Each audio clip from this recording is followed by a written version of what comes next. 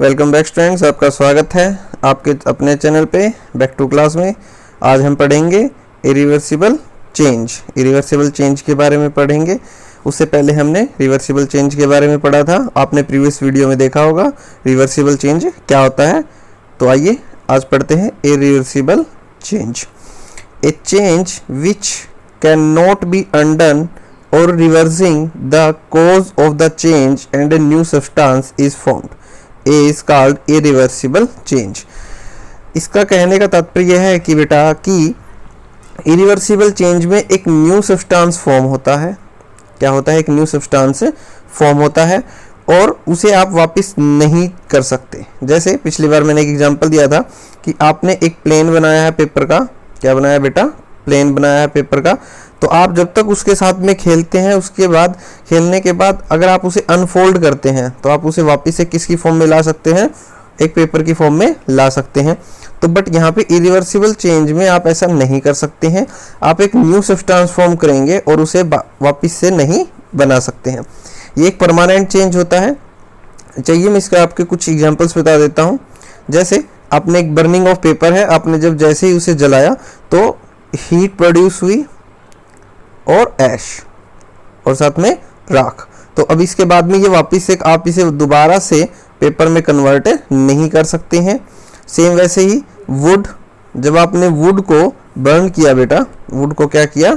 Burn किया तो heat produce हुई और ऐश हुई, जिससे हमारा जो है फूड वो प्रिपेयर हुआ। तो अब वापस से आप उसको जो भी ऐश है उसको वुड में कन्वर्ट नहीं कर सकते हैं। ऐसे ये थर्ड चेंज है। आइए कुछ कैरेक्टरिस्टिक्स देखते हैं।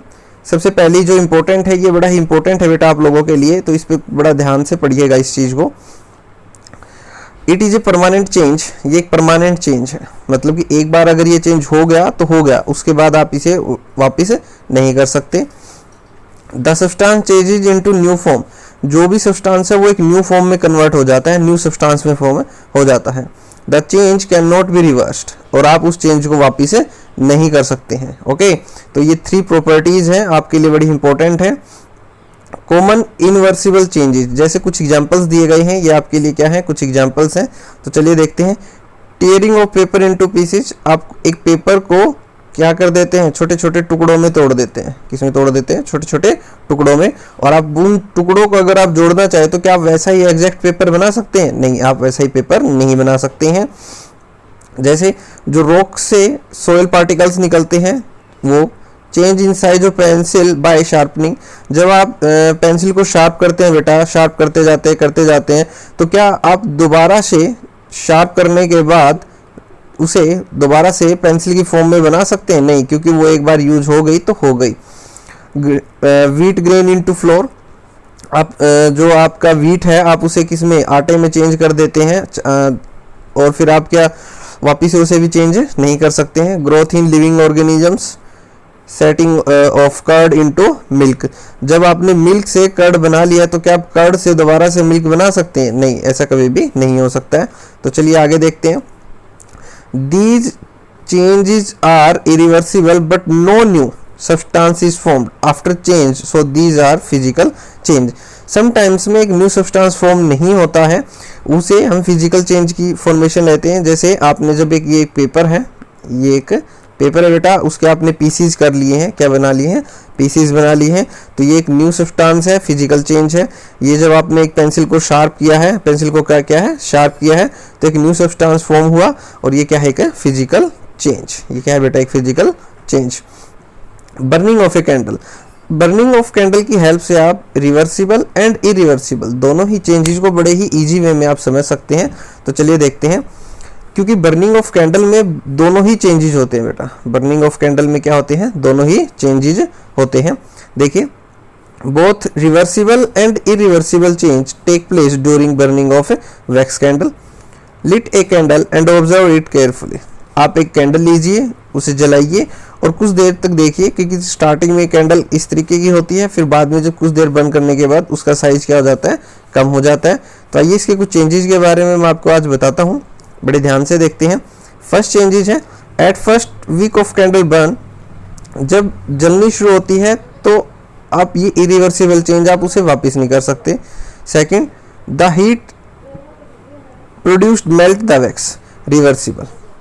थर्ड, द लिक्विड वैक्स, अब ये रिवर्स है, मतलब ये है कि आपको जो वैक्स मिली है, जो आपकी जो कैंडल है बेटा, जिससे जो आपको जो वैक्स मिली है नीचे की तरफ में, वो उसको आप दोबारा से किसकी फॉर्म में फॉर्म कर सकते हो, कैंडल की फॉर्म में कर सकते हैं। Wax vapour burn to produce flame, जो फ्लेम है, ये जो फ्लेम्स होती है बेटा, आप इसे वापस नहीं ला सकते, ये क्या होता है, irreversible. Some of the melted wax drip down and solid fields on cooling, और जम जाता है, वही है बेटा, सेम एज इट इज। अब आगे देखिएगा, जो इंपॉर्टेंट है आप लोगों के लिए, जो हमने अभी एक्टिविटी पढ़ी उसकी हेल्प से हमने पढ़ा change of wax into liquid, जो आपकी वैक्स है वो किस में चेंज हो जाती है, लिक्विड में, सॉलिड में एंड वेपर्स में। आपकी जो वैक्स है तीनों स्टेट में चेंज हो रही है, सॉलिड, लिक्विड एंड वेपर्स। ये है रिवर्सिबल चेंज। क्या है, रिवर्सिबल, क्योंकि आप वेपर से दोबारा से उसे लिक्विड फॉर्म में और सॉलिड फॉर्म में कन्वर्ट कर सकते हैं। जो वैक्स है उसे बेटा, ये वैक्स है, ये वैक्स का इंपॉर्टेंट पार्ट है। Burning of wick and wax vapours to produce sooty flame, heat and light. अब जो आपकी जो कैंडल है बेटा, जब उसने आपको हीट दी एंड मेन आपका जो सोर्स है वो क्या है बेटा, लाइट, ये दो चीजें दी। आप हीट जब आपने यूज कर ली और लाइट जब आपने यूज कर ली, क्या आप उसे दोबारा से कैंडल में स्टोर कर सकते हैं, नहीं, आप उसे दोबारा से स्टोर नहीं कर सकते, क्योंकि एक बार उसका यूज होने के बाद आप उसे दोबारा स्टोर नहीं कर सकते। तो आपने देखा कि रिवर्सिबल चेंज में क्या है बेटा, वैक्स है, और इरिवर्सिबल चेंज में कौन है बेटा, heat and light and flame है। ओके, तो आगे देखते हैं, सॉलिड, लिक्विड एंड गैसेस, ये तीन स्टेट्स होती है बेटा, हमारी 3 स्टेट्स होती है, 3 स्टेट्स होती हैं, solid, liquid and gas. Solid क्या होता है बेटा, उसके अंदर बड़ा ही स्ट्रॉन्ग फोर्स होता है। तो आप इसका डायग्राम देखिए, क्योंकि ये जो चीजें आप देखिए इनके बीच में जो गैप्स है वो बहुत ही क्या है, कम। लिक्विड के अंदर क्या होता है, वीक फोर्स होता है। आप देखेंगे कि सॉलिड की तुलना में इन लिक्विड्स में जो डिस्टेंस होता है, गैप होता है, जो गैप होता है वो क्या होता है बेटा, ज़्यादा होता है। और गैसेस में कोई फोर्स नहीं लगता और इनके बीच में बहुत ज़्यादा ही क्या होता है, गैप होता है। आप देख सकते हैं कि यहाँ पे कि कितना ज़्यादा गैप है। सबसे ज़्यादा सॉलिड से ज़्यादा किस में होता है बेटा, लिक्विड, और लिक्विड से ज़्यादा किस में होता है, गैसेस में होता है। तो अभी इसी से रिलेटेड कुछ एग्जाम्पल्स हैं आपके लिए सॉलिड के। आपने देखा होगा कि आपके आसपास में आप देखेंगे कि रेलवे लाइन्स हैं, a gap is left between the joints. जब रेलवे लाइन्स को की जो पटरियाँ होती हैं बेटा, ओके, तो उनके बीच में इस तरीके का गैप छोड़ा जाता है। क्या छोड़ा जाता है, गैप, ताकि समर डेज में जब ये सॉलिड एक्सपेंड हो तो ये गैप अपने आप क्या हो जाए, फिल हो जाए। ये एक बड़ा ही इजी सा और नॉर्मल एग्जांपल है, आपको पता भी लग जाएगा। सेकंड एग्जांपल भी कुछ ऐसा ही है, telephone wires are kept loose between 2 poles. कि जो टेलीफोन वायर्स हैं वो इस तरीके से ढीली छोड़ दी जाती हैं ताकि वायर कॉन्ट्रैक्ट ड्यूरिंग विंटर्स, और विंटर्स में वो क्या हो जाती हैं, सूख जाती हैं एक तरीके से, और वो क्या हो जाती हैं, बिल्कुल स्ट्रेट हो जाती हैं। इसके एग्जांपल्स दिखा देता हूँ। ये देखिए, ये गैप दिखाया गया है, रेल की जो लाइंस होती हैं उनके बीच में इस तरीके का गैप छोड़ दिया जाता है। और समर डेज में ये क्या हो जाता है बेटा, कंप्लीट हो जाता है। सेम ये टेलीफोन वायर्स हैं, आप देखेंगे कि किस तरीके से क्या है, लूज है। और विंटर डेज में ये जो लूज है ये क्या हो जाती है बेटा, बिल्कुल कंप्लीट हो जाती है, बिल्कुल स्ट्रेट हो जाती है। ये थर्ड एग्जांपल ब्रिज का है, सेम एज उस पे। अब हम लिक्विड्स के ऊपर बात करते हैं। लिक्विड एक्सपेंड ऑन हीटिंग, हमारे जितने भी लिक्विड्स हैं बेटा वो हीटिंग मतलब कि गर्म करने के ऊपर एक्सपेंड होना, एक्सपेंड का मतलब खुलना शुरू कर देते हैं। और कॉन्ट्रैक्ट मतलब सिकुड़ना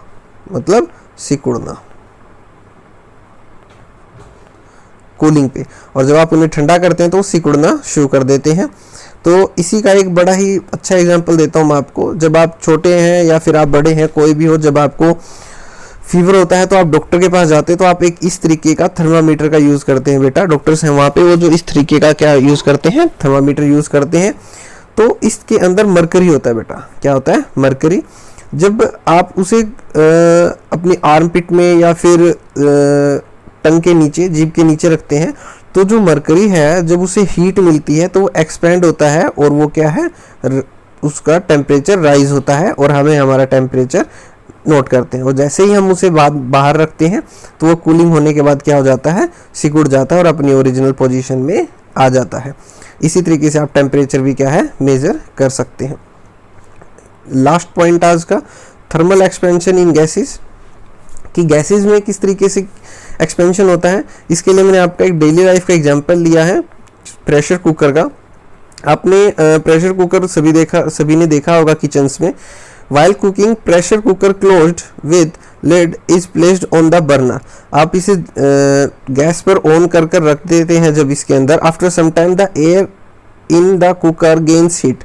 जो इसके अंदर जो एयर्स होती है बेटा, वो क्या है, हीट मिल जाती है उसे, क्या मिल जाती है, हीट, एंड एक्सपेंड, और फैलना शुरू कर देती है। और क्या करना शुरू कर देती है, फैलना। It come out from the nozzle, ये आपकी क्या होती है, नोजल। क्या होती है बेटा, नोजल। ओके, और इसमें से, नोजल में से प्रेशर के साथ में विस्लिंग साउंड आपने सुना होगा ना, सीटी आ रही है, तो ये वही है। और फिर उसके बाद में वो बाहर आना शुरू हो जाता है। तो इससे ये एक आपका एग्जांपल है कि थर्मल एक्सपेंशन इन गैसेस की, गैसेस भी जब हीट मिलती हैं तो फैलना शुरू करती हैं। तो ये आज का टॉपिक था। Thanks for watching. आप चैनल को सब्सक्राइब कीजिए, शेयर कीजिए एंड लाइक कीजिए बैक टू क्लास को, और अच्छे अच्छे टॉपिक्स के लिए हमारे साथ जुड़े रहिए।